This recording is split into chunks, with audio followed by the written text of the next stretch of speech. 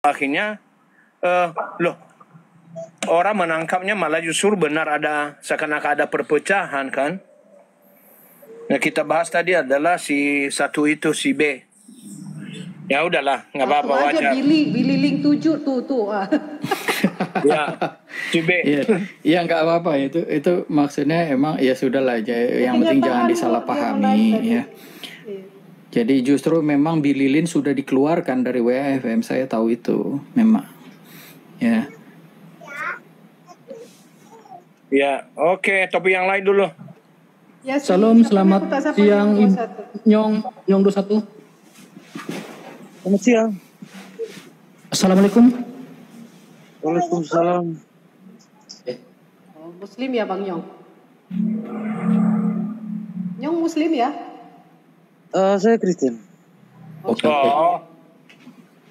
Jawabnya ada yang seharusnya ditanyakan? di Salom.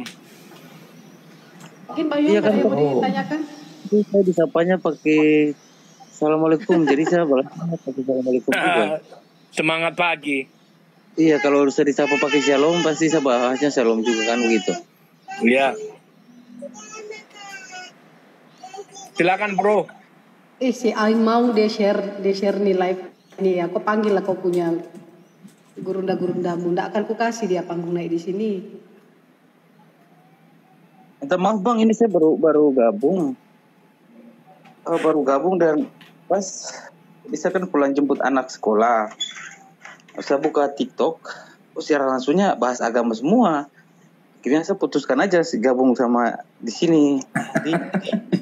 Benar, Anda tepat dituntun ke room ini. Daripada Anda masuk roomnya Billy. Iya, Mikana. Siapa lagi? Perempuan pakai satu lagi. Ben. Pendeta yang ditolak itu. Baru perempuan lagi. Levina, untung Anda jangan masuk ke sana. Itu bidah itu. Itu bidah. Untung ke sini Anda masuk. Ya. Ya Bang, Oke bro, kalau ada yang mau ditanya bisa kita diskusikan. Sebelum saya tanya dulu, ini kita diskusi tentang apa nih? Ada judul atau? Enggak, ada topik, mengalir aja Bang. Kami mengalir tadi baik. sudah. Ya. Ya, sebelumnya perkenalkan dulu saya, nama saya, kalau nama Nyong ini cuma nama TikTok. Kalau nama aslinya, Ilya. Ya. Iya, nama aslinya Ilya. Saya dari asal Ambon. Bro? Saya asal Ambon. Saya kerja di Papua. Oh, dekat dengan Budia itu. Pertanyaannya apa? Ada yang mau ditanyakan, Bro Nyong? Iya, pertanyaannya begini Kak, dari belakangan ini saya diikuti di TikTok, banyak teman-teman Muslim kita yang bahas tentang agama dan bahkan membenarkan agama Muslim dan menyalahkan dan mengatakan bahwa agama Kristen itu tidak benar, Injil tidak benar. Jadi belakangan ini kok jadi ngaco ya, jadi kayak bagaimana ya? Maksudnya menurut saya sih Indonesia itu dikenal dengan Bhinneka Tunggal Ika. Alangkah baiknya berpendapat bahwa agamamu. Begini Pak Yong. Mereka tidak berani mengupas kitabnya. Kalau mereka kupas kitabnya, hebat yang murtad Pak. Ya, saya katakan mereka itu tidak berani mengupas Alkitab mereka seperti Alkitab kita. Kita jujur mengatakan ada Allah lain yang tidak berkuasa. Mereka tidak berani. Betul. Ya. Jadi mari Alkitab kita bisa diuji secara arkeologi, bisa diuji sejarahnya, dan bisa diuji kebenarannya. Kitab mereka, saya berani menantang. Berani tidak terang-terangan, semuanya diterjemahkan ke bahasa Indonesia, tidak berani. Kenapa mereka tidak berani diterjemahkan ke bahasa daerah, ke bahasa suku, maupun ke bahasa Persatuan Indonesia? Pak, Benar Bang. mereka takut Pak, takut mereka. Takut mereka tidak ada lagi kurban sapi yang gratis Pak. Ya, jujur, itu loh. Tidak ada lagi dengan menggunakan pesantren ini membutuhkan bantuan untuk kantung sendiri. Gak berani Pak. Dia berani. Mereka berani mengataskan nama pisang-pisang tren ini untuk mengarut untuk korupsi. Gitu. Halo, Markus. Ya Pak. Ya, jadi kita jawab dulu dari Nyong tadi. Ya, memang begini saudaraku. Kalau mereka mengatakan mereka yang paling benar, lalu kitab Kristen yang paling salah, perlu dibuktikan, ya, kitab suci mereka itu kapan dicetak, dari mana, siapa yang menuliskannya. Nah, itu perlu dibuktikan. Nah, tetapi kalau kita minta bukti kepada mereka, itu mereka selalu berdalih, berputar-putar. Lalu sampai nanti ujungnya adalah harus pakai bahasa Arab. Ada yang rekam suara saya ya? Pak Malo, tolong dimut dulu Pak Malo. Pak Malo, tolong dimut dulu. Ya, saya lanjut. Nah, ketika kita membuktikan iman Kristen berdasarkan kitab suci, itu adalah ada fakta sejarahnya, ada fakta historisnya, ada bukti-bukti arkeologinya, dan ketika mereka juga mengatakan bahwa kitab suci Kristen itu sudah dipalsukan, maka ketika ada yang menuduh sudah dipalsukan, harus membuktikan yang aslinya ada. Nah, setiap kali kita minta kepada mereka, tujukan kepada kami aslinya, mereka nggak bisa menunjukkan. Mereka nggak bisa memberikan.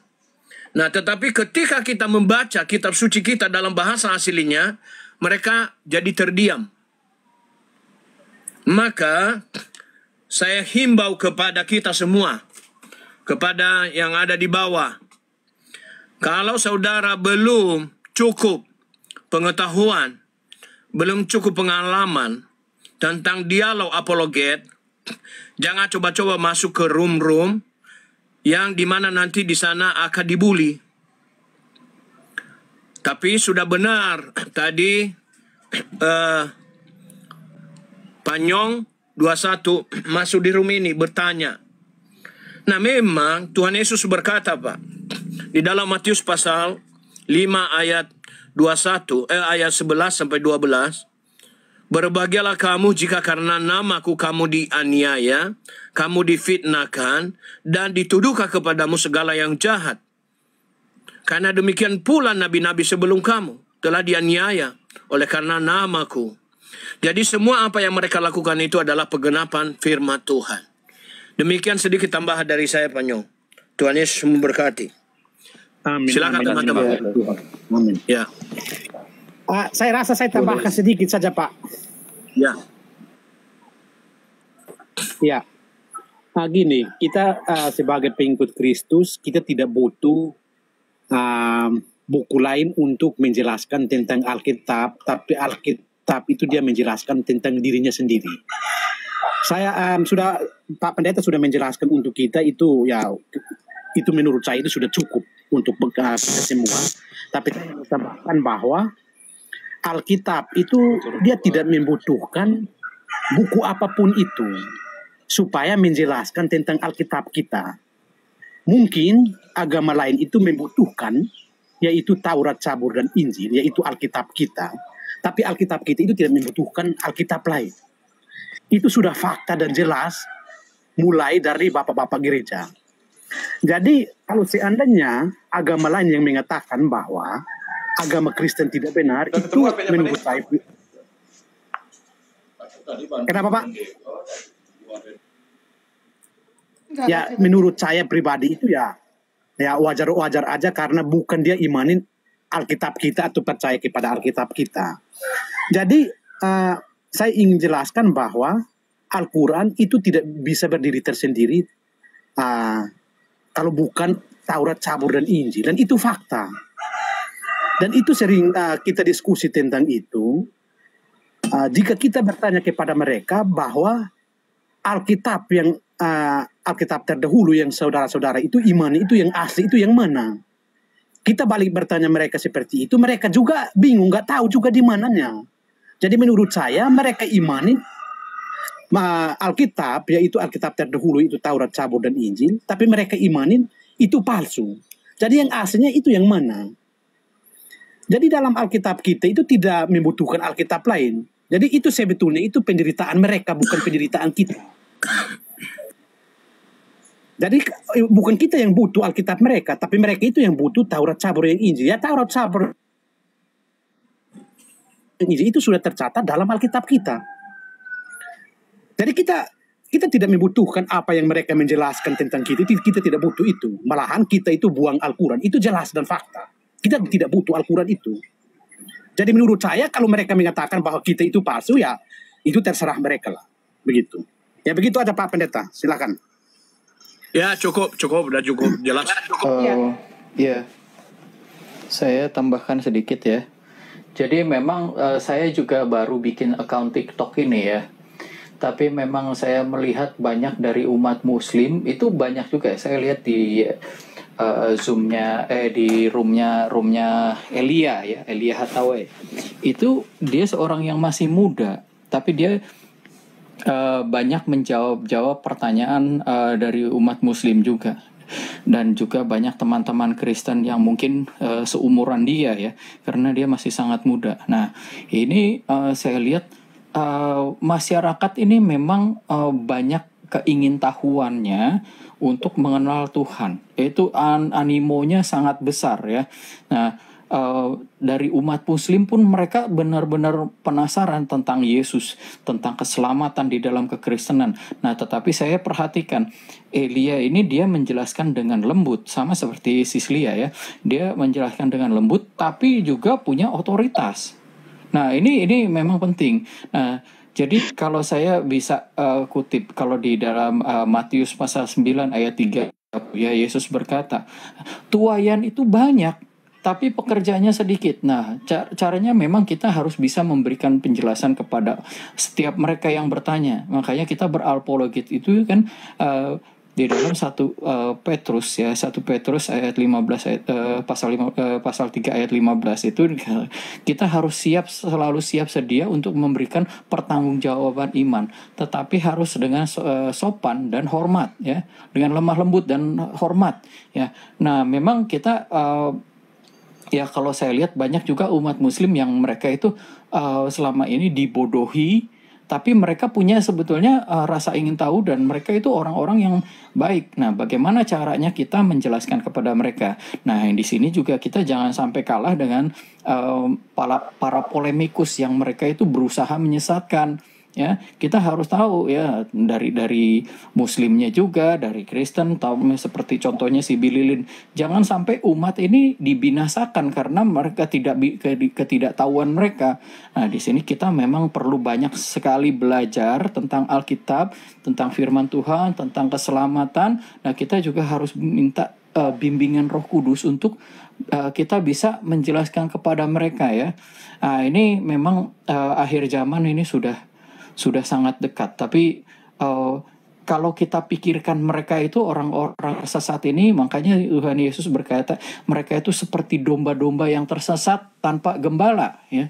Kita harus pikirkan mereka itu seperti dalam pusaran angin ribut yang mereka itu setiap hari mengalami menuju kematian gitu. Nah, itulah yang makanya kita sebagai apologet ini kita juga harus memenangkan jiwa ya. Kita harus berusaha memenangkan jiwa. Itu bukan cuma kita itu berdebat supaya istilahnya kita itu menang, kita itu cuma dianggap paling pintar, kita itu dianggap paling benar, bukan itu. Tujuannya adalah jiwa. Kita harus menyelamatkan jiwa. Nah, tentang polemikusnya kita tidak masalah, tapi banyak orang viewer itu menyaksikan. Nah, bagaimana cara kita bersikap kepada mereka, menjelaskan semuanya itu dengan baik, dengan Alkitabiah. Ya, itu sih dari saya, menurut saya. Ya, cukup. Saya izin. Silakan Bu Lina. Oke. Saya cuma mau meluruskan ya. Terkait Elia itu dia anak muda yang menghafal teman-teman. Tapi banyak beberapa narasinya yang salah dan sedikit liar. Jadi di darat sudah kita bantu dia untuk jelaskan. Dan bersyukur beberapa VT-nya sama TikTok dibungkam ya. Dihapuskan, ditiadakan. karena dianggap scam. Jadi kita tidak bisa mengkultuskan casing, tapi kita tidak tahu isinya rekondisi atau bagaimana. Karena biar bagaimanapun pelayanan teman-teman harus diuji oleh waktu. Tidak bisa diuji di depan kamera karena muncul kemarin sore fasih berbicara, pintar menghafal. Ya kalau misalnya dia usia belasan dibanding dengan usia yang di atas 50 atau 60 menghafal, jelas anak muda menang. Karena itu hafalan. Tapi kalau untuk hikmat, kami sudah lihat beberapa itu salah. Jadi kami luruskan. Bahwa saya, Pak Bom banyak senior apologet yang memperhatikan. Ya. Nah, itu aja sih saya mau luruskan. Jadi kita nggak terlalu kultus Sedikit ini. tambahan Bu Lina. Iya. Ya, Ya, siap. jadi pertama mengenai Bro Elia itu, saya pertama salut dia anak muda yang juga kita hormati. Tetapi memang saya juga sudah masuk di VT-nya, ada beberapa yang saya luruskan juga.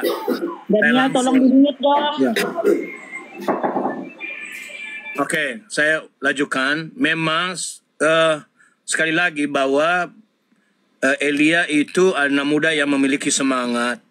Tetapi kita juga gak boleh membiarkannya sendirian. Kenapa? Lama-lama nanti pengajarannya juga ada beberapa hal yang juga bertentangan dengan Alkitab. Nah, Setuju, Pak Polos.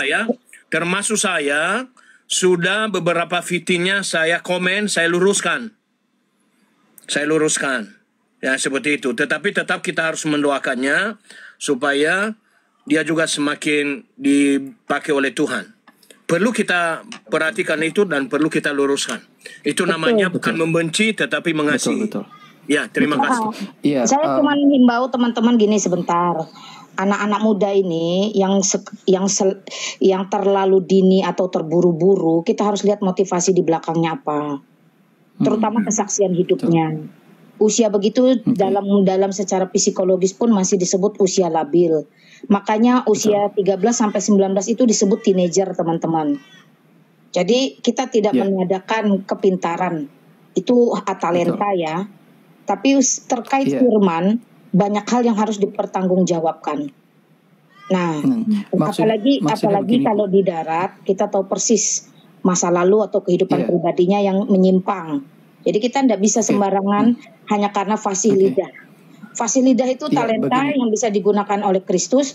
Kalau dia benar-benar murni, motivasinya bisa juga digunakan oleh iblis. Karena itu beberapa sebentar saya belum selesai. Tenang saudara, saya kalau udah selesai saya diam. Saya beda orangnya. Nah, karena itu beberapa VT-nya diambil di take down sama TikTok itu. Kalau kita mau belajar jujur, itu juga salah satu bentuk otoritas Allah supaya penyesatan tidak berlarut-larut. Belajar tunduk bahwa Allah itu bekerja dalam segala perkara mendatangkan kebaikan bagi setiap orang yang dipilih untuk masuk dalam rencananya. Itu aja terkait komentar saya untuk isi Elia. Begini Ibu ya, saya maksudnya mau menjelaskan tadi dari awal saya bilang, saya cerita ada ya, yaitu banyak orang di TikTok ini mereka haus informasi. Ya, saya jelaskan, banyak di TikTok ini orang haus informasi tentang kebenaran dari pihak Muslim, dari pihak Kristen. Nah, saya lihat di Zoom-nya Elia ya. Nah, bukan berarti saya bilang dia benar atau bagaimana, saya tidak menjudge juga. Nah, tapi maksudnya begini, kita lihat faktanya memang banyak orang haus tentang kebenaran. Itu poinnya saya. Dan satu lagi, dia menjelaskan dengan baik. Dia menjelaskan dengan lemah lembut, tidak dengan kasar. Nah, itu kita harus sebentar Ibu ya.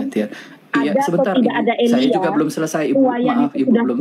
Iya, maaf Ibu. Tadi saya tadi. Nah, itu Ibu, rasanya kalau Anda suka potong-potong itu maaf Ibu. Enak kan? Iya.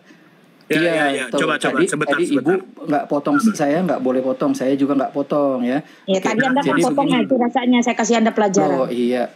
Yo, bukan begitu Bu ya. Begini Ibu, biar nggak salah paham ya, saya tadi bilang Elia itu sama seperti Sislia di sini menjelaskan sesuatu dengan baik tapi dengan otoritas juga.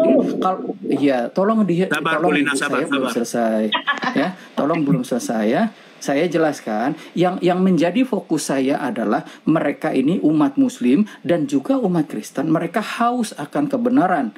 Nah, saya bilang kita semua harus banyak belajar.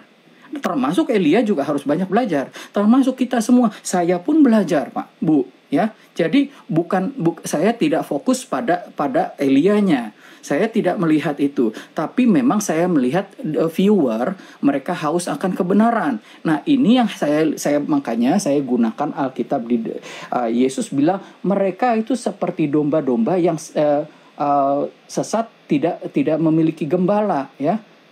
Dan Yesus mengatakan tuayan itu banyak, ya, tapi pekerjaannya sedikit. Nah, kita fokus di sini, Bu. Kita fokusnya di sini. Saya tidak mempermasalahkan tentang Elia salah atau gimana. Dia masih sangat muda, dia masih perlu sangat banyak belajar. Saya setuju dengan Ibu kalau dia itu banyak yang salah di VT-nya, saya setuju. Nah, dia memang harus banyak belajar. Tetapi yang menjadi fokus saya adalah viewer ini, mereka seluruh umat di dunia ini menjelang akhir zaman ini, mereka haus kebenaran. Dan kita sebagai apologet memberitakan firman Tuhan dengan cara yang benar. Itu ya, Bu. Silakan. Ya, baik. Terima kasih, Pak. Terima kasih, Bu Lina. Saya masuk di tengah. Saya mau netral begini. Thank you Pak Polos, tidak usah masuk di tengah karena Elia ini tidur di rumah saya yang tahu, ya. Iya. Jadi selesai sampai di situ teman-teman ya. Jadi saya tunggu dulu, dia tidur dan makan di rumah saya, di dalam kamar saya, sama anak saya, pergi dan pulang bersama saya. Jadi saya yang tahu. Saya cuma mau bold garis bawahi satu hal yang penting di sini.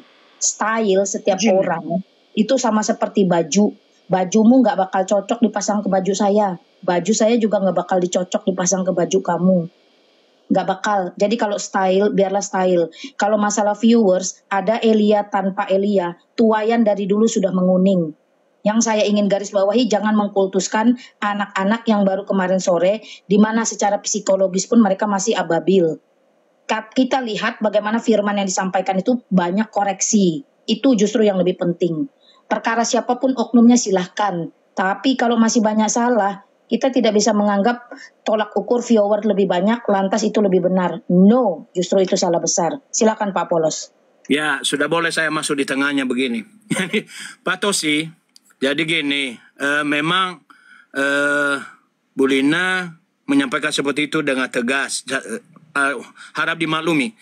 Kami, ya, saya dengan Bu Lina ini saling mengoreksi loh. Beberapa waktu lalu Bu Lina juga hubungi, Pak Pendeta ini bagaimana pengertiannya ini? Apakah benar seperti ini atau tidak? Karena ada teman saya, menurut saya salah dia memahami. Nah, kemudian saya memberikan masukan. Bu Lina sampaikan kepada teman, ternyata teman tidak seperti itu apa yang dimasukkan. Jadi kami saling mengoreksi, Pak, dalam hal ini. Makanya tadi Bu Lina tegas dalam hal itu. Nah, Bapak memberikan contoh, tadi saya menangkapnya adalah bukan mengkultuskan. Ya, saya setuju itu. Hanya memberikan contoh bahwa ada anak muda yang punya potensi. Nah, tetapi perlu kita koreksi. Jadi menurut saya di sini tidak ada masalah. Apa yang disampaikan Bu Lina hanya untuk meluruskan bahwa kita tidak boleh mengkultuskan. Perlu dikoreksi. Tetapi juga Pak Tosi sudah meluruskan. Jadi menurut saya sudah clear. Terima kasih. Kiranya Tuhan Yesus menolong kita. Dan mari kita belajar terus-menerus. Jangan lupa juga memberitakan Injil. Bulan ini saya akan turun lapangan. Akan berangkat, ya, dari Jakarta sampai ke Jawa Timur. Tapi bukan langsung ke Jawa Timurnya. Bersama dengan teman-teman akan masuk ke kota-kota dari Jakarta sampai ke Jawa Timur. Mungkin itu membutuhkan waktu kurang lebih sekitar 2 minggu atau 1 bulan. Mohon didoakan. Demi untuk menyatakan kemuliaan Tuhan bagi semua orang. Amin. Bukan cuma di TikTok saja. Terima kasih. Baik. Terima kasih Pak Pendeta. Ya. Sapa dulu Bang Daniel Samosir. Shalom. Bang Daniel Samosir. Oke, yang 21 tadi ada yang mau ditanyakan, silakan Bang. Ya, shalom. Iya, Kak. Oh iya, shalom. Silakan kalau masih ada lagi yang mau ditanyakan sebelum si Daniel mungkin masih ada Pak Yung. Ada yang ingin saya tanyakan, Bang. Kemarin saya sempat masuk di satu room teman Muslim. Katanya dia sarjana di sekolah apa di Surabaya ya, Universitas Islam Surabaya kalau nggak salah. Dia punya topik pembahasan itu apakah firman itu adalah Yesus ya. Apakah Yesus adalah firman yang hidup. Saya sempat gabung tapi saya dibully habis-habisan, akhirnya sudah saya mundur aja. Saya cuma masuk terus mungkin dikoreksi Ibu pendeta mungkin yang ada di sini teman-teman.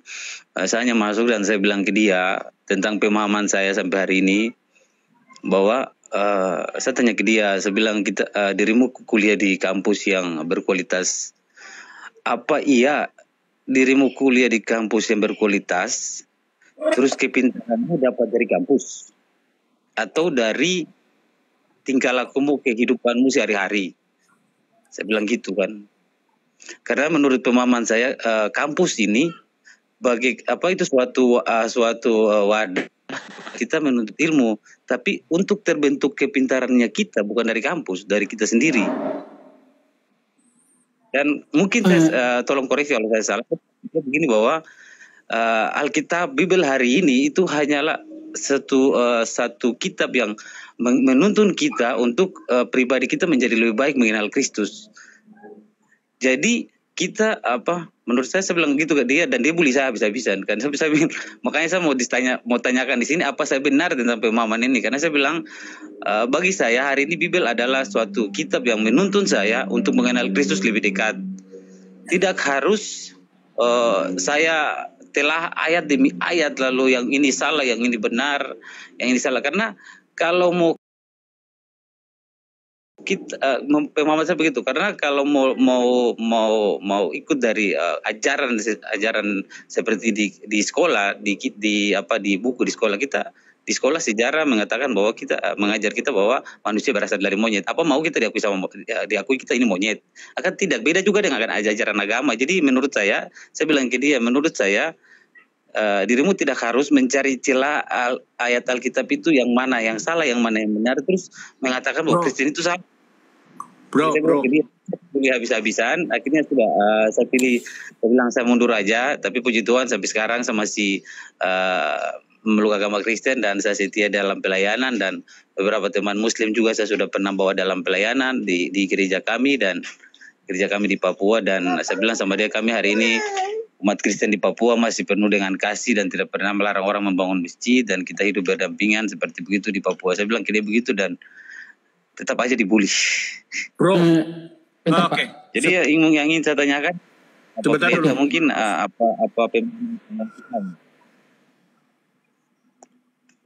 Oke, silakan.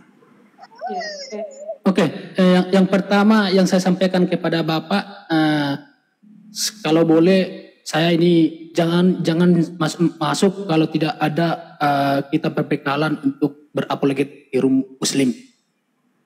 Ketika Anda menyatakan kebenaran kepada sana, Anda akan dibully kalau Anda belum siap dan kuat untuk diejek.